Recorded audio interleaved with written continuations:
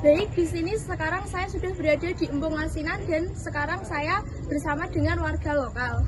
Halo kakak, boleh minta waktunya sebentar? Kak, boleh. Nah, saya dari Universitas Mujiwaluyo ingin melakukan wawancara dengan kakak. Apakah kakak berkenan? Iya, Kak. Kalau boleh saya tahu, kakak dengan siapa ya? Yang Kak. Kakak warga sini atau warga dari luar? Ya, warga sini, Kak. Oke, sekarang mulai pertanyaannya ya kak ya. Sejak kapan kakak mengetahui keberadaan Embung Asinan ini? Sudah sejak ini kita enggak. Menurut kakak, apa manfaat embung ini bagi warga sekitar ya kak? Untuk cadangan air dan juga menjadi tempat wisata, juga bisa menjadi tempat untuk memancing. Oke, apakah banyak pengunjung datang ke Embung Asinan ya kak ya? Ya, terutama saat sore hari, embung ini digunakan untuk melihat sunset. Bagaimana pendapat kakak tentang kebersihan embung ini? Sudah cukup bersih, tapi kadang ada orang yang suka membuang sampah sembarangan. Menurut kakak, apa sih yang perlu diperbaiki dari Embung Asinan ini? Mungkin fasilitas tempat duduk, toilet, dan juga penambahan tempat sampah sih, Kak. Oke. Apakah Embung Asinan ini membawa dampak positif ya kak bagi warga sekitar? Iya, sangat positif. Lingkungan jadi lebih hidup dan orang-orang jadi sering berkumpul di situ. Oke. Nah yang terakhir nih kak, apakah kakak berharap embung ini terus dikembangkan oleh warga dan pengurus di sekitar sini? Iya, Kak, tentu saja. Pastinya kalau nanti dikembangkan akan bisa menjadi objek wisata yang lebih terkenal. Oh iya, terima kasih ya kak untuk waktunya. Iya, Kak, sama-sama. Iya kak.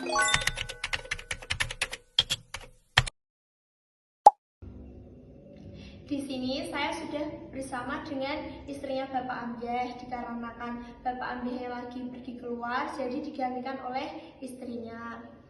Assalamualaikum Ibu. Perkenalkan, saya dari Universitas Mujiwaluyo ingin mewawancarai tentang mebel yang dipunyai Bapak Ambyah. Apakah Ibu berkenan? Iya, silakan. Nah, kalau boleh tahu dengan Ibu siapa nggih? Ibu Sugiya. Ya. Sejak kapan nggih Bu Bapak membuka usaha mebel ini? Tahun 2014, Mbak. Oke. Mengapa Bapak memilih usaha mebel dari kayu jati nggih Bu? Kayu jati itu pemakaiannya tahan lama, kuat. Banyak pembeli yang datang. Ya. Berapa orang pekerja yang membantu di mebel ini ya Bu? Kira-kira 5 orangan ada. Apa saja jenis produk yang dibuat di mebel ini? Meja, kursi, lemari, seperti ukiran di belakang ini juga. Oh iya. Kepada siapa produk dijual ya Bu? Lingkungan. Ya. Dan bisa dikirim ke Salatiga, Ambarawa. Bagaimana respon pelanggan terhadap produk ya Bu? Sangat baik, banyak yang memberi kembali. Ya. Apa harapan Ibu dan Bapak untuk mebel ini ke depannya nggih? Ingin menambah cabang dan mesin-mesin yang modern. Oh iya. Itu pertanyaan yang terakhir Bu. Terima kasih atas waktunya. Saya maaf kalau merepotkan. Saya pamit ya Bu. Terima kasih.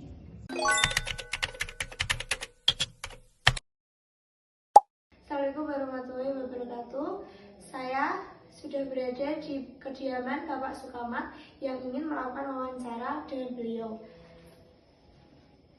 Assalamualaikum Pak. Waalaikumsalam warahmatullahi wabarakatuh. Perkenalkan, saya dari Universitas Mujiwaluyo ingin melakukan wawancara di pabrik tahu Sukomakmur ini. Apakah Bapak berkenan nggih? Ya, Nah, ini ada beberapa pertanyaan dari saya ya Pak. Yang pertama, kapan pabrik tahu ini berdiri nih Pak? adapun pabrik tahu berdiri pada tahun 2012.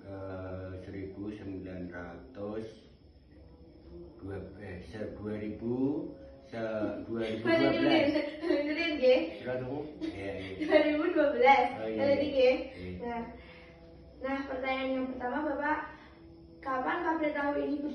Pak? Ya, pabrik tahu berdiri pada tahun 2012.